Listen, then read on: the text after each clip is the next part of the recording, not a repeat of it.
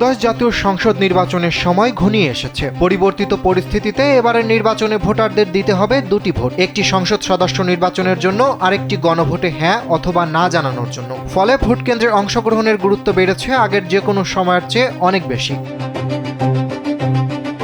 Vote একজন নাগরিকের সবচেয়ে গুরুত্বপূর্ণ সাংবিধানিক অধিকার। একটি ভোটই নির্ধারণ করে দেশের নেতৃত্ব, নীতি এবং ভবিষ্যৎ দিক নির্দেশনা। কিন্তু প্রকৃত ভোটারের পরিবর্তে অন্য কেউ ভোট দিলে কিংবা ভয়ভীতি বা প্রভাব খাটিয়ে ভোট আদায় করলে সেটি জাল ভোট হিসেবে বিবেচিত হয়।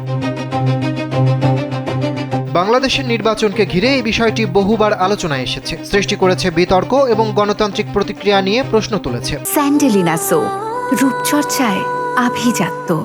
বাংলাদেশের নির্বাচনী আইনে জাল ভোটকে শাস্তিযোগ্য অপরাধ হিসেবে স্পষ্টভাবে উল্লেখ করা হয়েছে। গণপ্রতিনিধিত্ব আদেশ 1972-এর 73 থেকে 87 ধারায় ভোট কেন্দ্র এলাকায় সংঘটিত বিভিন্ন অপরাধ ও তার জন্য শাস্তির বিধান রয়েছে। আইন অনুযায়ী ভোট কেন্দ্রে বেআইনি আচরণ বা অপরাধের জন্য সর্বোচ্চ 7 বছর পর্যন্ত কারাদণ্ড হতে পারে। আবার অনুমতি ছাড়া ভোট কেন্দ্রে প্রবেশ বা অনধিকার চর্চার অপরাধে সর্বোচ্চ 6 মাসের কারাদণ্ড এবং 50,000 টাকা পর্যন্ত জরিমানার বিধান রয়েছে। ভোটের সময় দায়িত্বপ্রাপ্ত নির্বাহী ও বিচারিক ম্যাজিস্ট্রেট অপরাধের ধরন বিবেচনা করে তাৎক্ষণিকভাবে শাস্তির ব্যবস্থা নিতে পারেন। তবে শুধু আইন থাকলে জাল ভোট বন্ধ হয় না এমন মতও রয়েছে। সমালোচকদের মতে আইনের কার্যকর প্রয়োগ এবং রাজনৈতিক সদিচ্ছাই এক্ষেত্রে সবচেয়ে বড় বিষয়।